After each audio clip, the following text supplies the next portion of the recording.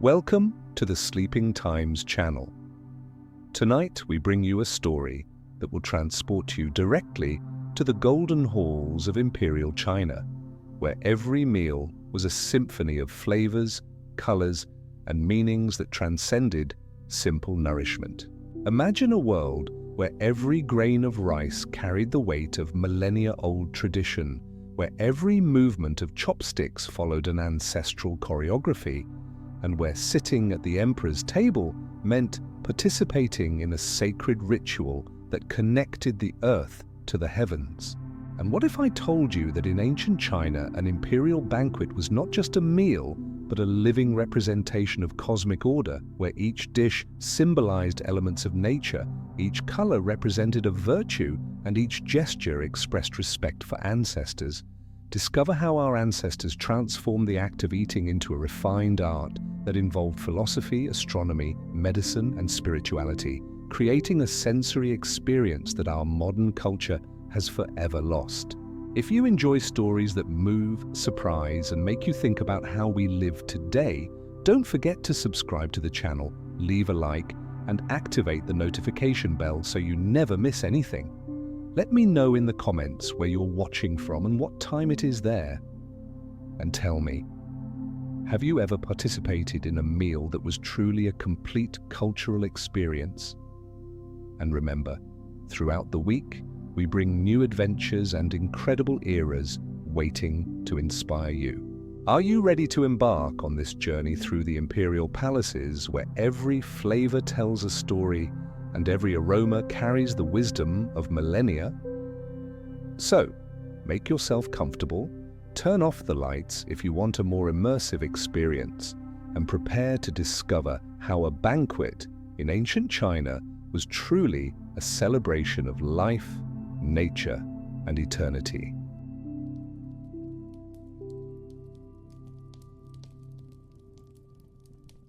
The first lights of dawn gently touched the curved roofs of the Forbidden City, its golden tiles reflecting the sun's rays like small celestial mirrors.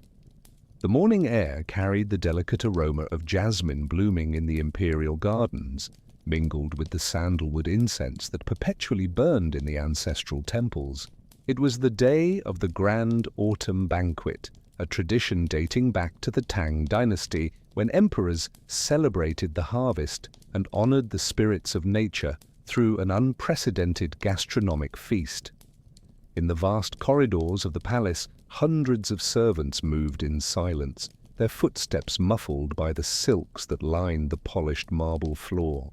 Each knew their role in the grand symphony that was about to begin. A human orchestra that had been rehearsed for generations, where every gesture, every movement, every breath followed an ancient protocol transmitted from master to disciple through the centuries. The entire palace breathed in unison like a living organism preparing for the most sacred moment of the year. The imperial kitchens, located in separate pavilions to prevent aromas from mixing improperly, began to awaken with the soft sound of knives rhythmically chopping vegetables. There were more than 50 specialized kitchens, each dedicated to a specific type of preparation, one for meats, another for fish, a third for sweets, and so on. The culinary knowledge concentrated there represented centuries of refinement, where secret recipes were guarded like imperial treasures and passed down only to the most trusted cooks. The master of ceremonies, an elderly man whose white hair was styled in a traditional bun adorned with a jade comb, slowly walked through the halls, checking every detail. His sky-blue silk robes, embroidered with golden dragons, whispered against the floor as he inspected the arrangement of the tables, the height of the silk cushions, the precise angle of the floral arrangements. Every element had to be in perfect harmony with the principles of feng shui, creating an energy flow that favored digestion, conversation, and contemplation. The palace gardens exuded a unique fragrance on this special morning, a blend of golden chrysanthemums symbolizing longevity with the earthy aroma of tea leaves drying in the sun on the upper terraces. Small artificial streams meandered among the carefully arranged stones, creating an aquatic melody that harmonized with the distant singing of birds inhabiting the bamboo groves. It was as if nature itself was preparing to participate in the celebration, offering its sounds, colors, and aromas as a contribution to the imperial banquet. In the palace's porcelain workshops, artisans had been working for weeks, preparing the special pieces that would be used only on this occasion. Each bowl, each plate, each cup was an individual work of art, hand-painted with motifs that told stories from Chinese mythology. The dragons dancing on the edges of the platters were not mere ornaments. They represented imperial power, the connection between heaven and earth, the force that maintained the balance of the universe. The colors used followed precise symbolism: red for luck, gold for prosperity, blue for wisdom. The distant sound of gongs echoed through the corridors, marking the hours according to the ancient Chinese time system. Each chime reverberated through the lacquered wooden walls, creating a vibration that seemed to awaken the very spirits of the imperial ancestors. It was as if time moved differently within the palace walls, slower, more solemn, laden with meaning and tradition. The servants knew that every moment was sacred, every preparation an offering to the gods who protected the empire. The silks that would adorn the main hall arrived in special carriages, transported with the care reserved for the most precious relics. These were fabrics that took months to produce, dyed with colors extracted from rare flowers and precious minerals. The gold came from saffron cultivated in the sacred mountains, the purple from seashells collected on distant beaches, the jade green from the leaves of a tree that grew only in the imperial gardens. Each color told a story, each pattern carried a blessing. The sunlight, now more intense, filtered through the rice paper windows, creating geometric patterns on the floor that slowly shifted as the day progressed. It was as if the palace itself breathed light, absorbing it and transforming it into something softer, more welcoming. The sun's rays gently warmed the aromatic woods of the structures, releasing fragrances of sandalwood, cedar, and other essences that had been incorporated into the very architecture of the building. And so, as the sun majestically rose in the clear, blue morning sky, the imperial palace awakened like a flower slowly opening, revealing layer by layer the beauty and complexity of a millennial tradition that was about to manifest in all its glory through the most elaborate banquet humanity has ever conceived. The Golden Dragon Hall stretched majestically for over 100 meters, its blood-red lacquered wooden columns supporting a ceiling ornamented with paintings depicting the 4 seasons in perfect harmony. Each column was a work of art in itself, carved with dragons that seemed to dance in ascending spirals, their jade eyes softly gleaming under the filtered light entering through the translucent paper windows. The floor, made of sandalwood planks polished to shine like mirrors, reflected the golden colors of the ceiling, creating the illusion that guests would walk on celestial clouds. The arrangement of the tables followed a sacred geometry based on the principles of the I Ching, the Book of Changes. It was not a random choice. Each position had been calculated by imperial astrologers who considered the date of the banquet, the position of the planets, and even the direction of the prevailing winds. The main table, reserved for the emperor, occupied the northern position of the hall with its back to the wall where a gigantic mural depicting Kunlun Mountain, abode of the immortals, was painted. This position symbolized that the emperor had his back protected by the gods and could observe his entire realm before him. The secondary tables radiated in concentric semicircles, each positioned according to the strict hierarchy of the imperial court. The distance between each table was not measured only in meters, but in degrees of proximity to the emperor's divine power. Princes would occupy the closest tables, followed by ministers, then generals, and so on, in a progression that descended like waves in a lake, each circle representing a different level of influence and prestige. It was a physical representation of cosmic order, where each person knew exactly their place in the grand scheme of the universe. Upon each table, silk cloths were spread with the precision of a religious ritual. They were not simply fabrics. They were symbolic maps of the cosmos, embroidered with constellations, celestial rivers, and sacred mountains. The colors varied subtly from table to table: pure gold for the emperor, gold with red details for the princes, red with gold details for the ministers. Each color variation instantly communicated the status of the table's occupant, creating a visual language that could be read by anyone familiar with court codes. The floral arrangements adorning each table were poetic compositions in 3 dimensions. It wasn't just about beautiful flowers placed in vases. Each arrangement told a story, expressed a wish, or conveyed a blessing. Golden chrysanthemums symbolized longevity and were always placed in the center, surrounded by peonies representing honor and wealth. Bamboo branches, a symbol of flexibility and resilience, were intertwined with plum blossoms, which bloomed in winter and represented perseverance in the face of adversity.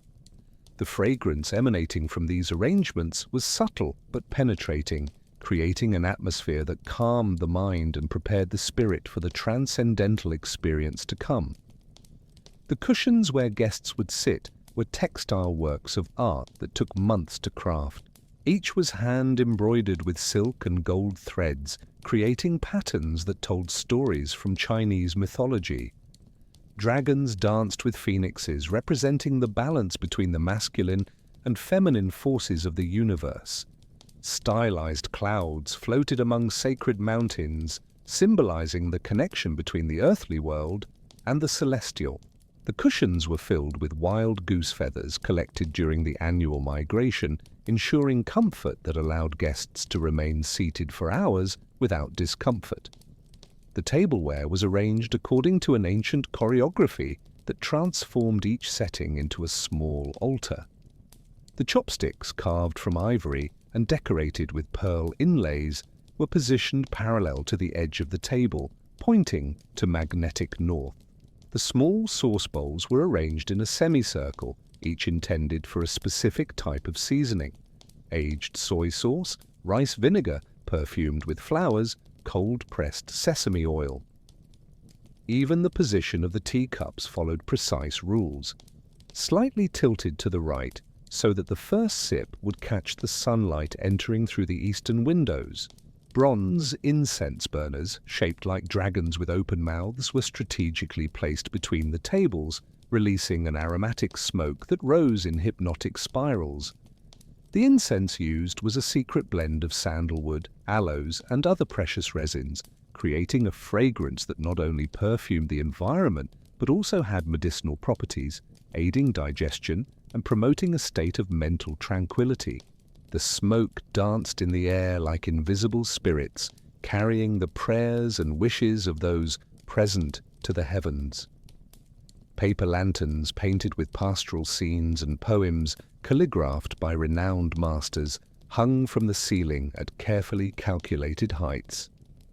When lit, they created a soft, golden illumination that transformed the hall into an almost dreamlike environment. The light filtered through the translucent paper, eliminated harsh shadows, enveloping everything in a uniform luminosity that made faces glow with an almost celestial aura. It was as if the guests were suspended between the earthly world and the realm of the immortals. And so when the last detail was adjusted and the last flower positioned, the Golden Dragon Hall transformed into something more than a mere physical space. It became a temple dedicated to the art of living, a sanctuary where nourishment transcended basic need to become a celebration of beauty, harmony, and the sacred connection between all living beings. The gentle sound of water boiling in bronze kettles echoed through the corridors adjacent to the main hall, like an aquatic melody announcing the beginning of the most sacred ceremony in Chinese culture. It wasn't simply water heating, it was the first movement of a millennial symphony that would transform dry leaves into the elixir of the gods. The kettles, forged by master artisans during the Song dynasty, had shapes that mimicked mythological animals: dragons whose tails served as spouts, phoenixes whose wings formed the handles, celestial turtles whose shells contained the precious water that would bring the imperial tea to life. The water used did not come from just any source. It was collected before dawn from a sacred spring located in the Wudang Mountains, transported in jade jars that preserved its original purity. According to tradition, this water had been blessed by the Taoist immortals who inhabited the highest peaks, and every drop carried the essence of longevity and wisdom. The heating process followed precise stages. First, small bubbles like fish eyes, then larger bubbles like pearls, and finally, the perfect point when the water sang, an almost musical sound that only tea masters could precisely identify. The tea leaves were stored in sealed containers made of bamboo and lined with silk, each variety stored according to its origin and unique characteristics.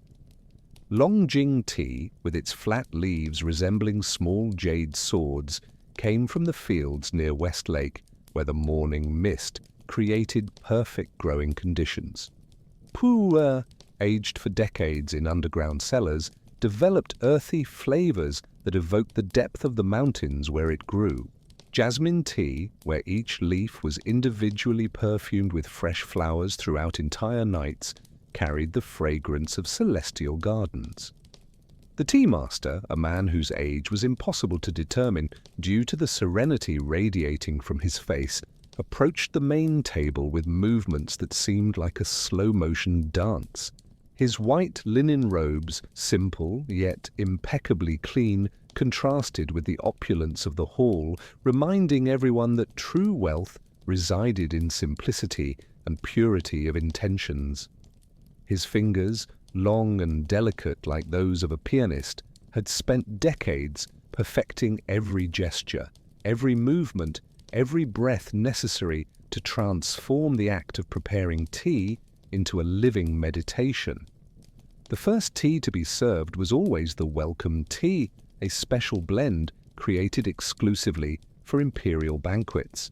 The leaves were harvested only during the spring full moon, when the yang energy was at its peak, and processed by virgins dressed in white who chanted Buddhist mantras throughout the process.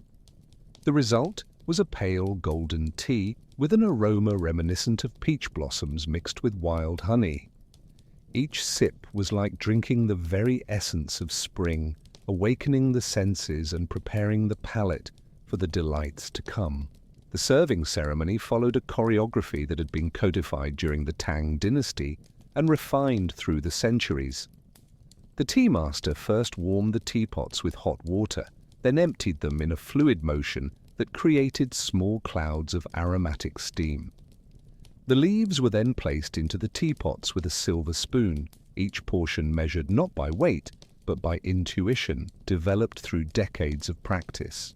The water, at the exact temperature, was poured in a circular motion that allowed the leaves to dance and gradually release their flavors. The cups used were small works of art in translucent porcelain, so thin that light passed through them, revealing the golden color of the tea inside. Each cup was hand-painted with different motifs. Some showed carp leaping waterfalls, symbolizing perseverance and transformation.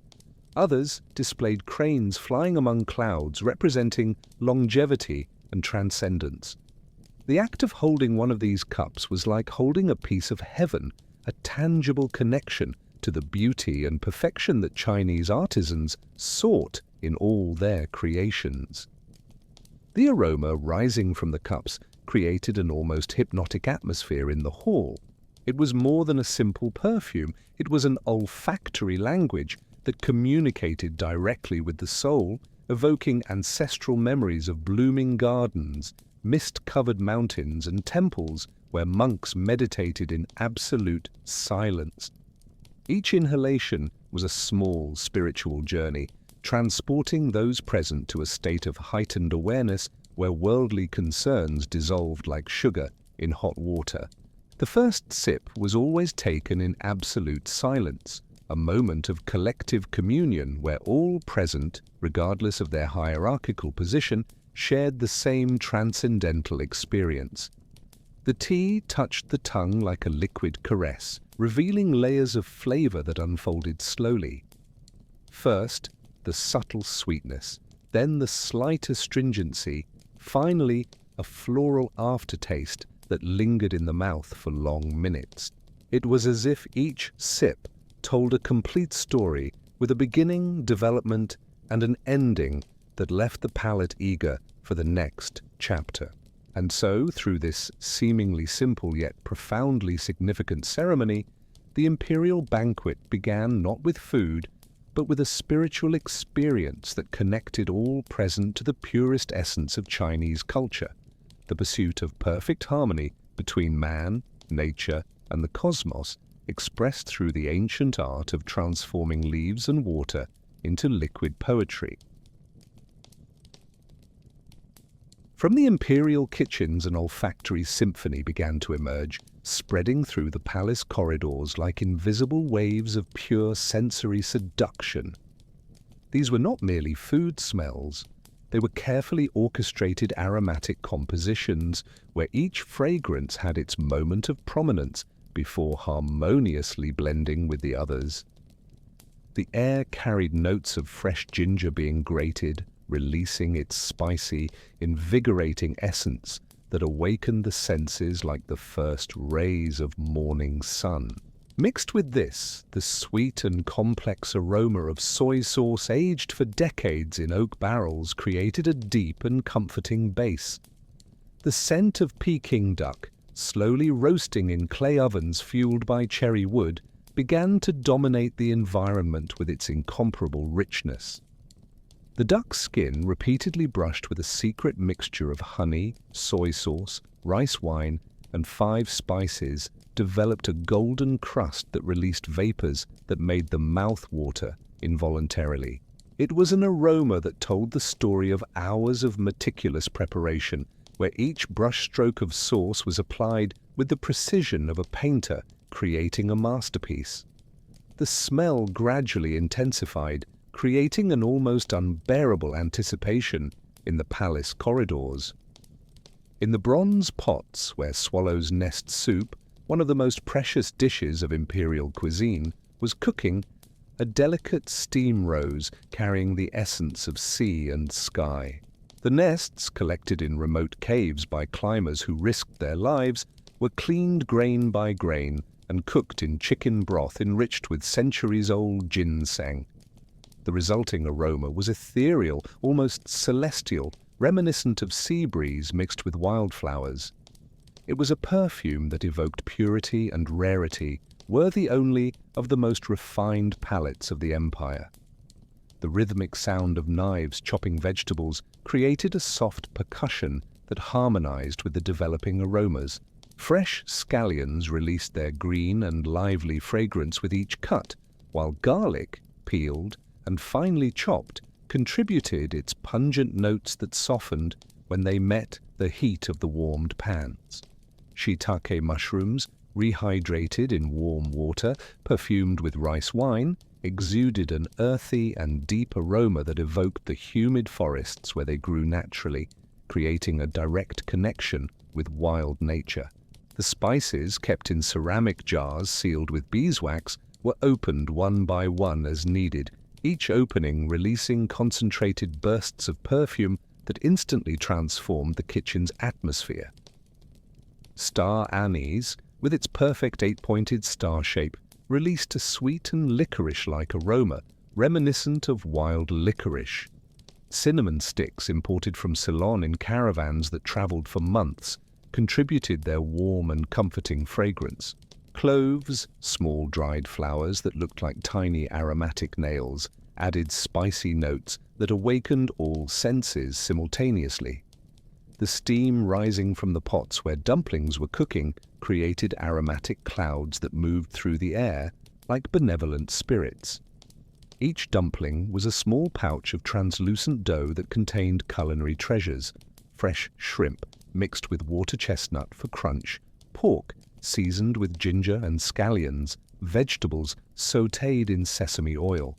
When the steam escaped through the delicate dough, it carried with it the concentrated essence of these ingredients, creating a perfume that was both familiar and exotic. Sesame oil heated in small iron pans released a fragrance that was pure, liquid nostalgia. It was an aroma that evoked golden fields where sesame plants swayed in the wind, and the ancient pressing process that transformed the small seeds into precious oil.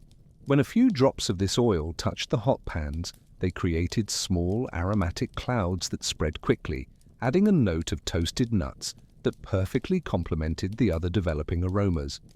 Rice vinegar, aged in buried clay jars for years, contributed a soft and complex acidity that cut through the heavier aromas like a fresh breeze. It was not an aggressive acidity, but rather a bright note that enhanced all other perfumes, like a conductor balancing an orchestra. When vaporized by the heat of the pans, it created a fragrance reminiscent of rice fields after rain, fertile earth, and promises of abundant harvests.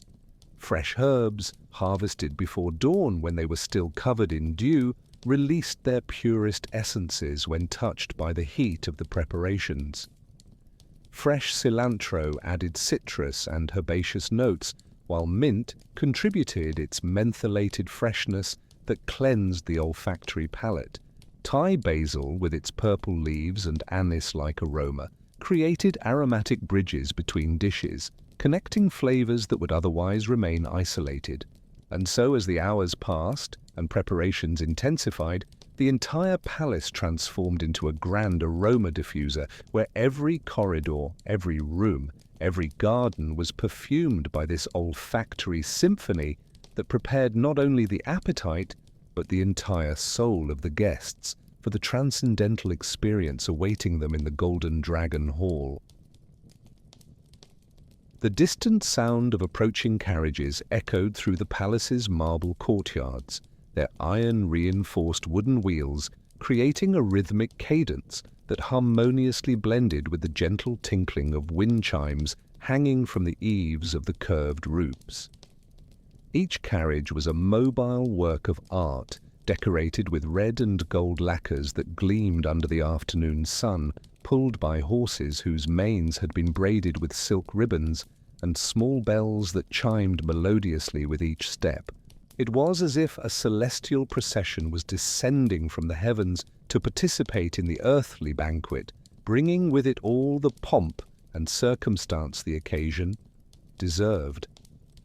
The first to arrive were always the members of the imperial family, whose silk robes embroidered with gold threads told entire stories through their intricate patterns.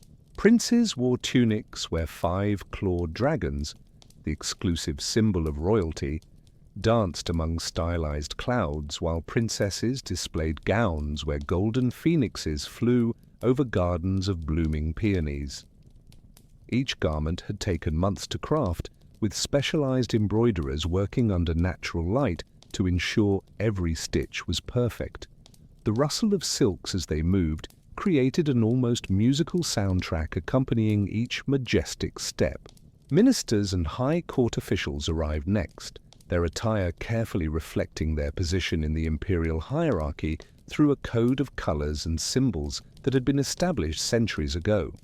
The Minister of War wore tunics decorated with tigers, symbols of courage and military strength, while the Minister of Education displayed patterns with bamboos and stylized books, representing flexibility and wisdom. Each man carried a personal fan, not just as a fashion accessory, but as a tool for non-verbal communication.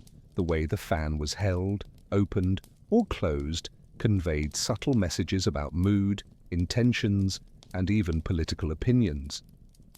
The ladies of the court were true living works of art, their hair elaborately styled and adorned with jade ornaments, pearls, and small golden flowers that delicately trembled with every movement of their heads. Their faces, made up according to traditions dating back to the Tang dynasty, displayed a porcelain paleness enhanced by lips red as ripe cherries and eyebrows drawn like lunar crescents. The perfume emanating from their robes, a blend of jasmine, sandalwood, and musk, created an aromatic aura that preceded them and lingered in the air long after they had passed. The palace eunuchs, dressed in more sober but no less elegant robes, moved among the guests like silent shadows, offering small cups of fragrant tea and moist towels perfumed with rosewater to refresh hands after the journey. Their movements were so smooth and coordinated that they seemed to dance an invisible choreography, anticipating the guests' needs even before they were expressed. It was a demonstration of efficiency and elegance that transformed the simple act of receiving visitors into an artistic performance. The main courtyard of the palace gradually filled with a symphony of colors that rivaled the empire's most beautiful gardens. The guests' attire created a human kaleidoscope, where imperial red mingled with the sky blue of nobles, the jade green of wealthy merchants, and the gold of high-ranking officials. It was as if a rainbow had materialized in human form, each person contributing their unique color to the visual composition unfolding on the polished marble courtyards. Greetings among guests followed a strict protocol that had been refined through generations. Each bow had a specific depth based on the difference in status between people. Each hand gesture carried precise meanings. Each word was carefully chosen to convey the exact level of appropriate respect and deference. It was a complex social dance where a wrong move could cause offense, but when executed correctly, it created a harmony that elevated all participants to a higher level of civilization. The sound of conversations conducted in low and respectful tones mingled with the soft music emanating from traditional instruments played by musicians discreetly positioned behind decorated screens. The sound of the guqin, a seven-string zither, created melodies that seemed to float in the air like flower petals carried by the wind. Bamboo flutes added crystalline notes that evoked the singing of birds in the imperial gardens, while small drums marked a subtle rhythm that synchronized the heartbeats of all present. The imperial family's children, dressed as miniature versions of the adults, moved among the guests with the natural grace of youth, their crystalline laughter adding a note of spontaneous joy to the solemnity of the occasion. Their free and natural movements contrasted beautifully with the formality of the adults, reminding everyone that beneath all the ceremony and protocol lay the fundamental celebration of life and human community. And so, as the sun began its descent towards the horizon, painting the sky with shades of orange and pink that reflected on the palace's polished surfaces, the assembly of guests was complete, creating a human congregation that represented the best of Chinese civilization, a perfect synthesis of beauty, refinement, tradition, and social harmony that was about to express itself through the highest art humanity had developed. The transformation of the act of eating into a transcendental celebration of life. The deep, reverberating sound of bronze gongs echoed 3 times through the palace corridors, each chime creating sound waves that seemed to awaken the very spirits of the imperial ancestors. It was the signal everyone awaited, the arrival of the Son of Heaven, the Emperor, whose presence would transform the banquet from a simple meal into a cosmic event, connecting Earth to the heavens. The silence that followed was so profound that one could hear the rustle of silks moving and the almost imperceptible sound of the collective breath of hundreds of people preparing to witness the manifestation of divine power on Earth. The double doors of the Golden Dragon Hall, each weighing over a ton and decorated with reliefs of intertwined dragons in solid gold, began to open slowly with a majestic sound reminiscent of distant thunder. Behind them, a procession began to form, led by incense bearers whose bronze thuribles released aromatic clouds that preceded the emperor like a celestial fragrance. The incense used was a sacred blend of aloes, sandalwood, and other precious resins that had been blessed in Taoist temples, creating an aroma that instantly elevated the spirit and prepared the mind for the transcendental experience to come. Musicians dressed in immaculate white silk robes followed the incense bearers, playing instruments that produced sounds seemingly from the heavens. Jade flutes created ethereal melodies that floated in the air like benevolent spirit, while silk string zithers produced harmonies that resonated in the depths of the soul. Small silver bells played with ivory mallets added crystalline notes that danced among the main melodies like dewdrops reflecting sunlight. It was music that transcended the merely auditory, touching the heart directly and elevating all present to a higher state of consciousness. The imperial standards carried by guards selected for their imposing stature and unquestionable loyalty gently fluttered in the perfumed air of the hall. Each standard told a story of imperial glory. 5-clawed golden dragons danced on fields of red silk, celestial phoenixes flew over sacred mountains, and calligraphic characters written in gold proclaimed the emperor's virtues and the god's protection.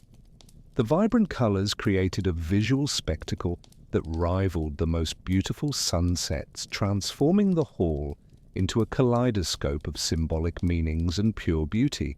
Finally, preceded by this symphony of aromas, sounds, and colors, the emperor appeared at the hall's entrance like a materialized vision from the heavens themselves. His robes were a masterpiece of Chinese textile art, a golden silk tunic where 5-clawed imperial dragons seemed to move and dance with each step, embroidered with gold threads so fine that they created the illusion of real movement. The cloak covering his shoulders was decorated with the 12 imperial insignias, cosmic symbols that included the sun, moon, stars, mountains, dragons, pheasants, sacrificial vessels, aquatic plants, fire, rice grains, axes, and the Fu symbol, each representing a different aspect of imperial power and divine connection. The imperial crown adorning his head was a complex structure of gold, jade, and pearls that had been passed down through generations of emperors. Small jade plaques hung from gold threads, creating a translucent curtain that partially obscured his face, adding an element of divine mystery to his presence. As he moved, the jade plaques gently touched each other, producing a delicate musical sound reminiscent of wind chimes in a distant temple. It was as if celestial music itself emanated from his person, confirming his divine nature to all present. His steps were measured and deliberate, each movement calculated to convey majesty and serenity. He did not walk, he floated as if his feet barely touched the polished marble floor. With each step, small clouds of incense rose from portable thuribles carried by invisible assistants, creating the illusion that he walked on celestial clouds. The echo of his footsteps in the silent hall created a hypnotic rhythm that synchronized the heartbeats of all present, uniting them in a collective experience of reverence and admiration. As he approached his table, positioned at the focal point of the hall, the light entering through the translucent paper windows seemed to concentrate around him, creating a golden aura that set him apart from everything else. It was as if the sun itself recognized his divinity and offered its light as homage. The reflections of his golden robes on the polished surfaces of the hall created small rainbows that danced across the walls, transforming the entire environment into a kaleidoscope of light and color that celebrated his presence. When he finally reached his position, he slowly turned to face the assembly of guests, and for a moment that seemed eternal, his eyes swept across the hall, blessing each person present with his divine gaze. It was a moment of cosmic connection where heaven and earth met, where the divine and the human shared the same space, where eternity manifested in time. The silence was so profound that one could hear the universe itself breathing. And then, with a graceful gesture of his right hand, a movement that seemed to bless not only those present but all creation, he indicated that the banquet could begin, transforming that moment of silent reverence into the first chord of a gastronomic symphony that would celebrate not only food but the very essence of life, culture, and the sacred connection between all living beings. The first dish to be served arrived in the hall like a procession of small works of art, carried by servants who moved in perfect synchronization, their silent steps on the polished marble floor. These were small portions of cold appetizers, arranged on snow-white porcelain plates, each hand-painted with delicate motifs that visually complemented the food they contained. Cucumbers sliced so thinly they were almost translucent, seasoned with fragrant rice vinegar and sesame oil, created small edible flowers that seemed to have been picked from celestial gardens. The first taste that touched the palate was refreshing and clean, preparing the mouth for the gastronomic journey to come. Radishes carved into the shapes of small white roses marinated in a secret blend of sea salt, cane sugar, and spices offered a perfect combination of sweet and savory that awakened all taste buds simultaneously. Each bite released a refreshing juice that cleansed the palate, while the crisp texture created a symphony of delicate sounds that harmonized with the whispered conversations around the tables. It was as if each radish was a small, edible musical instrument contributing to the sensory orchestra unfolding in the hall. Silken tofu, cut into perfect cubes and served in a delicate sauce made with chicken broth, light soy sauce, and a few drops of sesame oil, melted in the mouth like snow touched by the spring sun. Its texture was so smooth that it felt more like a sensation than a solid food, carrying subtle flavors that revealed themselves slowly, layer by layer. It was a dish that demanded contemplation, each spoonful a small meditation on the simplicity and perfection that could be achieved through the harmony between simple ingredients and refined technique. Quail eggs, cooked to perfection and peeled to reveal their smooth, pearl-like surface, were served in nests made of carrot cut into threads as fine as angel hair. Each egg was a small explosion of concentrated flavor, its creamy yolk contrasting beautifully with the firm but delicate white. When cut in half, they revealed a golden interior reminiscent of tiny miniature suns, symbolizing the renewal and fertility that the banquet celebrated. The flavor was rich but not heavy, a perfect introduction to the more elaborate dishes that would follow. Slices of cured ham, so thin one could see through them, were arranged like flower petals over small mounds of melon cut into tiny cubes. The contrast between the intense saltiness of the ham and the refreshing sweetness of the melon created a harmony of flavors that danced on the tongue like a well-composed melody. Each slice of ham had been cured for months in special cellars, developing a complexity of flavor that revealed itself slowly, leaving an aftertaste that lingered in the mouth for long minutes. Small, translucent dumplings, their wrappers so thin that the filling could be seen through them, were served in bamboo baskets that released aromatic steam when opened. Each dumpling was a small pouch of pleasure, containing carefully balanced mixtures of fresh shrimp, water chestnut for crunch, and seasonings that had been freshly ground to preserve their maximum potency. When bitten, they released a warm, flavorful broth that warmed the mouth and heart simultaneously, creating a sensation of comfort and satisfaction that transcended the merely physical. Spring rolls, fried until golden like the setting sun, arrived at the tables, still gently crackling, their crispy surface contrasting with soft fillings of sautéed vegetables and aromatic mushrooms. Each bite produced a satisfying sound that mingled with the murmurs of approval from the guests, creating a soundtrack of gastronomic pleasure that echoed through the hall. The oil used for frying had been perfumed with ginger and garlic, adding layers of flavor that revealed themselves gradually as one chewed.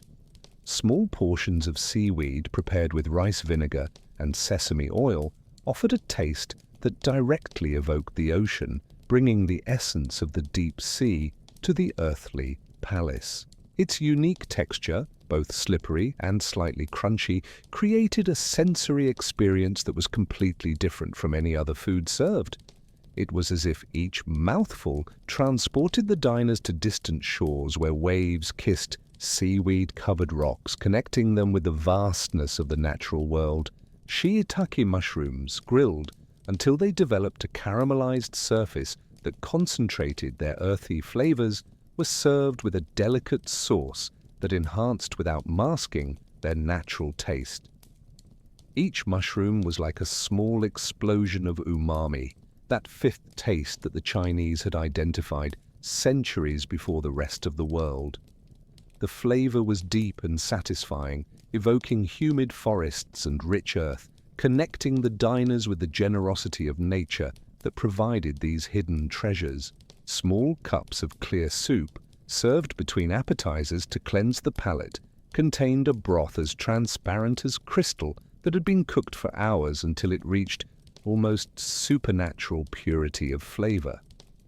Each sip was like drinking the concentrated essence of life, a liquid that nourished not only the body but also the soul. Small pieces of soft tofu floated in the broth like clouds in a clear sky, adding texture without interfering with the perfect clarity of the taste.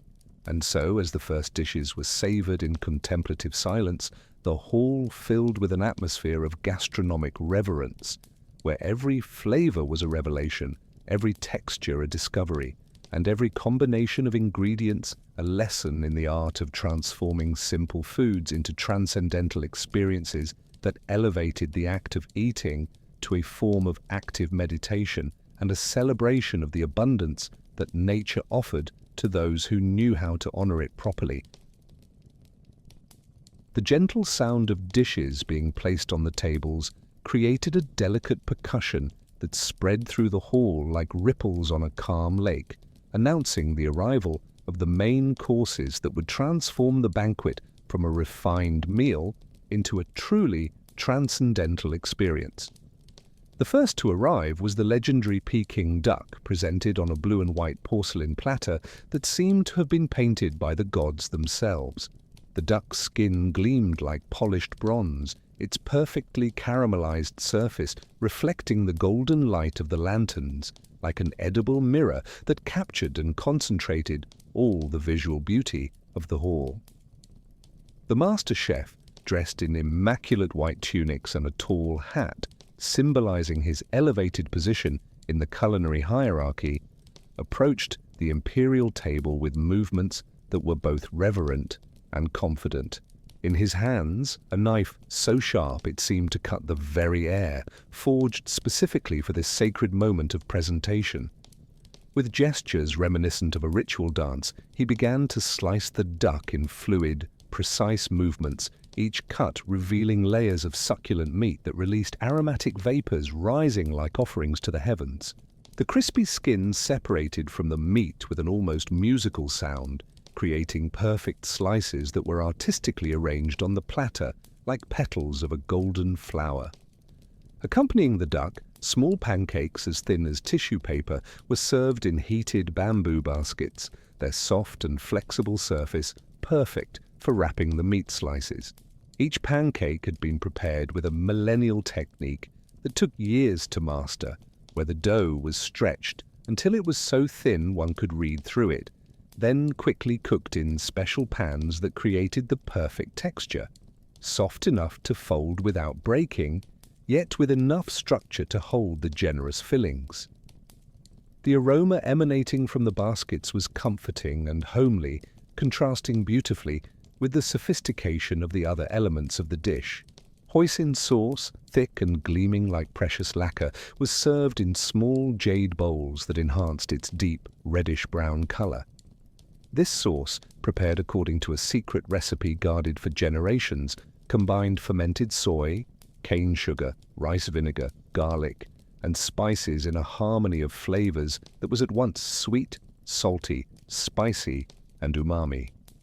Each spoonful was like an explosion of complexity in the mouth, a flavor that unfolded in successive layers, revealing new aspects with every moment. It was the perfect complement to the richness of the duck, creating a synergy that elevated both components to unimaginable gastronomic heights. Fresh scallions, julienned so finely they looked like green silk threads, were presented in small mounds that resembled miniature gardens. Each strand retained its crispness and pungent flavor, adding a fresh and spicy note that cut through the richness of the duck and sauce. When wrapped in the pancakes along with the other ingredients, the scallions created small bursts of flavor that awakened the palate and prepared the mouth for the next bite. It was as if each mouthful contained the essence of spring, constantly renewing the taste experience. The second main course to make its majestic entrance was the steamed whole fish, presented on an oval platter that resembled a miniature lake. The fish, a pristine specimen caught in the clear waters of the imperial lakes, had been steamed with an artistry that bordered on perfection, keeping its flesh moist and delicate while perfectly preserving its original shape.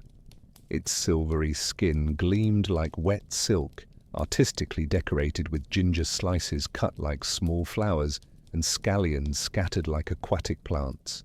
The steam still rising from the dish carried marine aromas mixed with the earthy fragrances of ginger and the freshness of scallions. Light soy sauce, heated with steaming sesame oil, was poured over the fish at the moment of presentation, creating a visual and aromatic spectacle that made all present suspend their conversations to observe. The hot oil made the scallions sizzle and curl, instantly releasing their essential oils and creating an aromatic cloud that spread across the table like culinary incense. The sound of hot oil meeting the cool seasonings created a small symphony, announcing that the dish was ready to be savored. The fish meat, when separated with skillful chopsticks, revealed itself to be snow white and so delicate that it melted in the mouth like snowflakes touched by the sun. Each mouthful was an experience of purity and simplicity, where the natural flavor of the fish was enhanced, never masked, by the carefully chosen seasonings. It was a dish that celebrated the Chinese culinary philosophy of honoring ingredients in their purest state, allowing their natural qualities to shine through preparation techniques that were invisible yet fundamental. Jasmine rice, cooked to achieve the perfect texture where each grain remained separate yet soft, was served in white porcelain bowls that enhanced its pearly color. The rice was not merely an accompaniment, it was the base upon which all other flavors danced, a neutral canvas that allowed each main course to express its unique personality. Its subtle aroma, reminiscent of jasmine flowers on a spring morning, created an olfactory base that harmonized all other aromas on the table. And so, as the main courses were savored in an atmosphere of gastronomic reverence, the hall transformed into a temple dedicated to culinary art, where every mouthful was a prayer of gratitude for nature's abundance and humanity's skill in transforming simple ingredients into experiences that touched not only the palate, but the very soul, creating memories that would remain etched in the hearts of the diners long after the last grain of rice was savored. As the last mouthfuls of the main courses were savored in contemplative silence, a subtle transformation began to occur in the hall. The air, still perfumed with the rich and complex aromas of the savory dishes, began to be subtly permeated by more delicate and ethereal fragrances. Floral notes of jasmine, the comforting sweetness of caramelized sugar, and the celestial aroma of ripe fruits that announced the arrival of the banquet's most poetic phase. It was as if the environment itself was preparing for a change of tone, from a symphony in major keys to a melody in minor keys, softer and more contemplative. The first sweets to arrive were small edible works of art that seemed to have been sculpted by celestial artists. Miniature mooncakes, traditionally reserved for the Mid-Autumn Festival, were presented on red lacquer trays that enhanced their perfect golden color. Each mooncake was a small, edible full moon, its smooth and shiny surface decorated with calligraphic characters expressing wishes for longevity and prosperity. When cut in half, they revealed fillings that were small universes of flavor: sweet red bean paste like honey, salty egg yolks that created a surprising contrast, and crushed nuts that added texture and richness. Crystallized lotus flowers preserved in sugar until they became translucent like stained glass were arranged in small edible gardens that decorated the tables like precious jewels. Each petal retained its original shape but had been transformed into pure sweetness, creating a unique experience where one could literally eat beauty.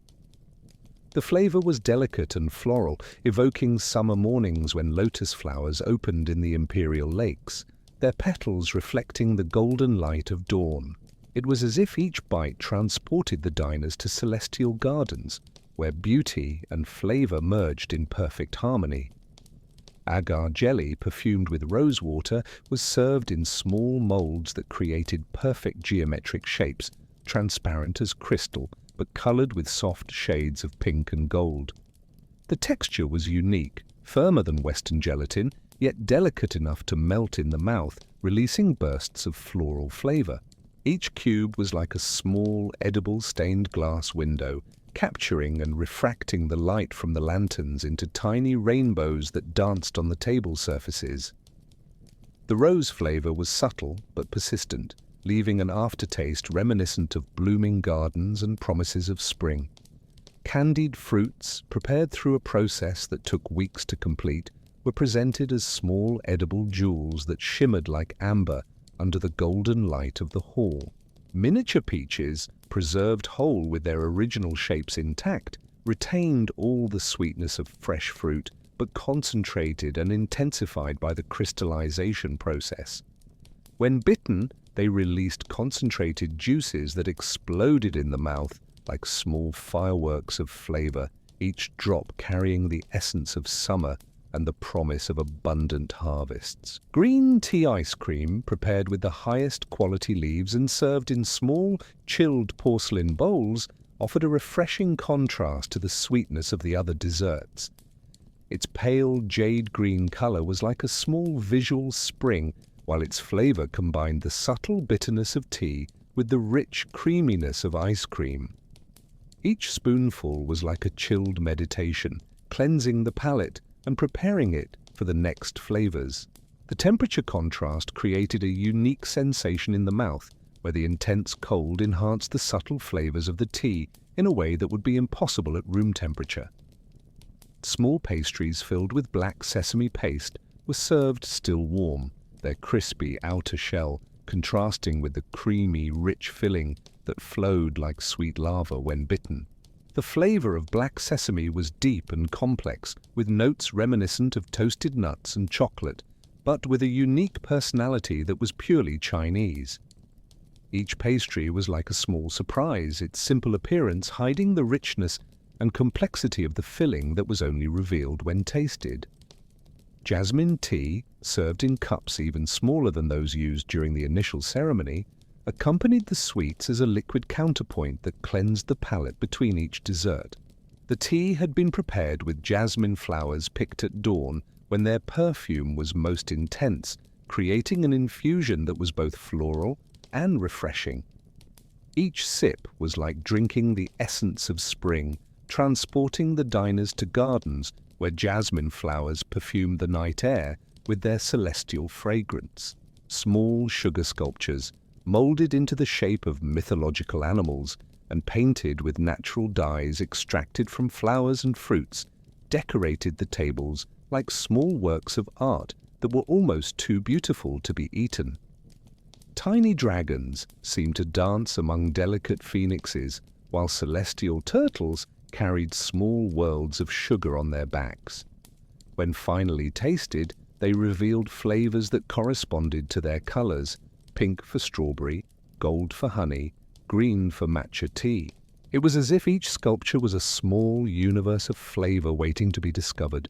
And so, as the dessert phase unfolded in a carefully orchestrated progression of flavors, textures, and temperatures, the hall transformed into a realm of edible dreams, where each dessert was a small work of art that celebrated not only culinary skill, but the human capacity to transform simple ingredients into experiences that touched all senses simultaneously, creating memories that would remain etched in the hearts of the diners like small treasures of beauty and pleasure that could be revisited whenever life needed a touch of magic and sweetness.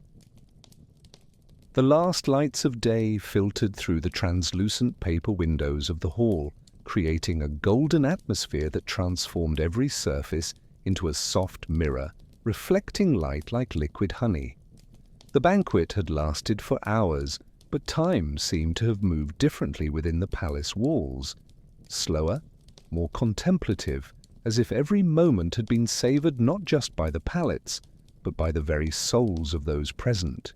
The air still carried the residual fragrances of all the dishes that had been served, creating a complex olfactory symphony that told the complete story of the meal through the aromas that remained suspended like perfumed memories.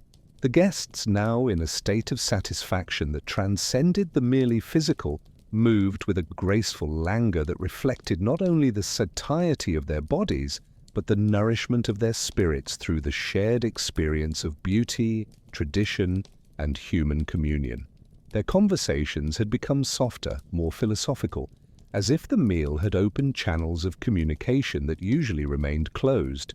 It was as if each dish tasted had removed a layer of social formality, revealing the essential humanity that connected all present, regardless of their position in the imperial hierarchy.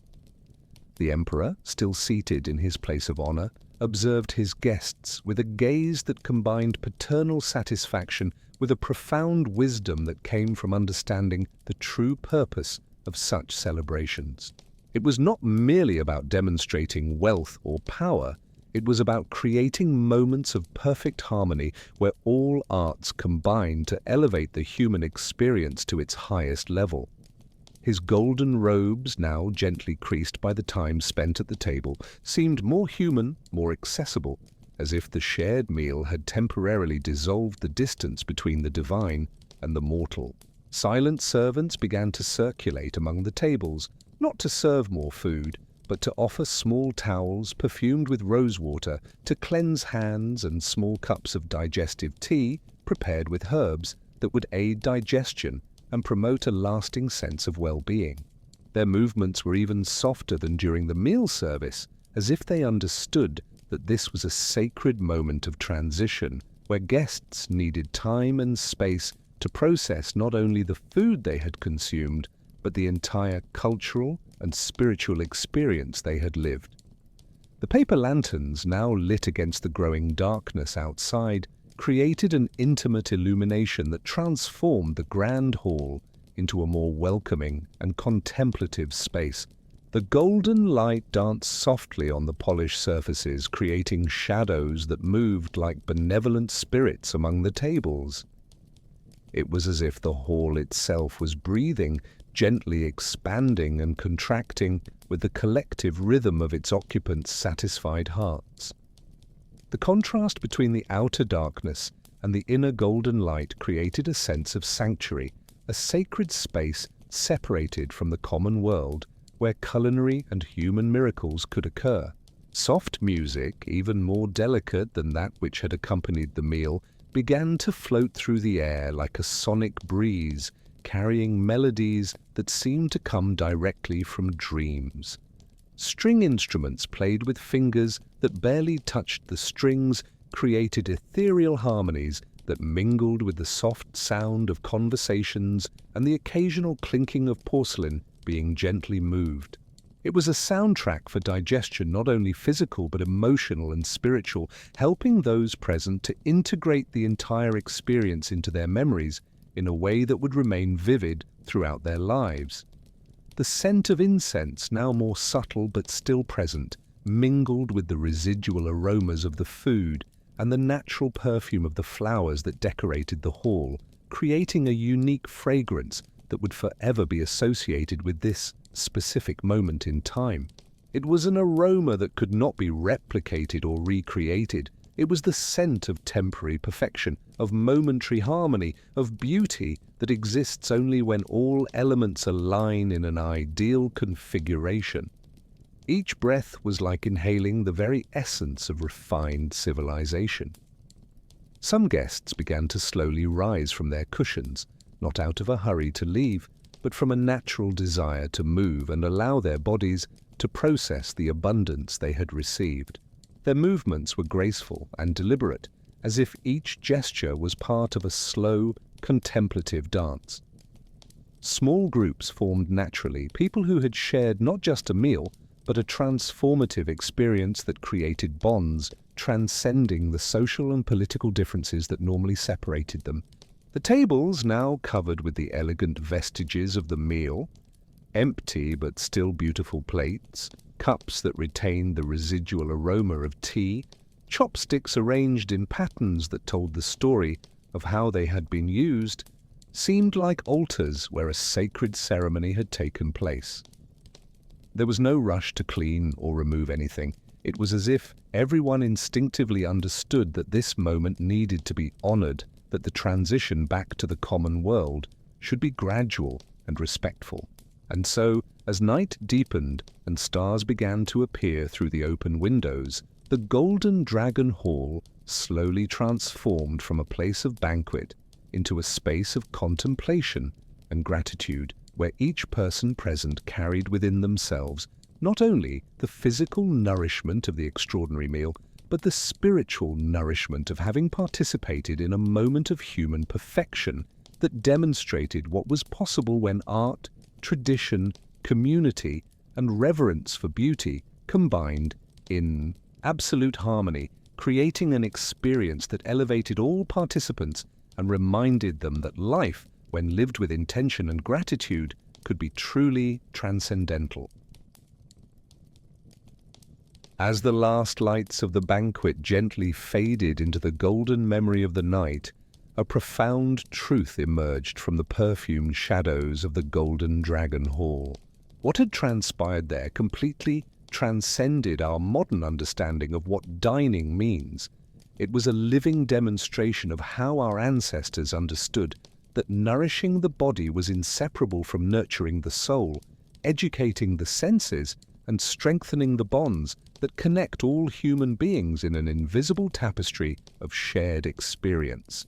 In our era of hurried meals consumed before bright screens, where food has become functional fuel for bodies moving at ever-increasing speed, we have lost something fundamental that the ancient Chinese considered sacred: the understanding that every meal is an opportunity to celebrate not only nature's abundance, but our unique human capacity to transform necessity into art, sustenance into ritual, and hunger into communion. Each dish served at that imperial banquet carried centuries of cultural wisdom. Every gesture followed protocols that had been refined through generations. Every flavor told a story that connected the diners with the earth, the seasons, and with each other.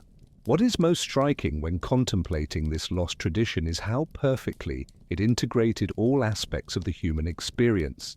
There was no separation between art and sustenance, between beauty and function, between individual and collective.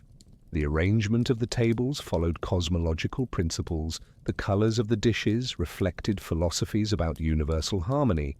The aromas were carefully orchestrated to create not only pleasure, but specific states of consciousness. It was a holistic approach to eating that recognized that we are complex beings who need much more than simple nutrition to truly thrive. Perhaps the most touching aspect of this tradition is how it honored time, not as a resource to be saved, but as a gift to be savored. Hours were dedicated not only to preparation, but to contemplative consumption, to the physical and emotional digestion of the experience.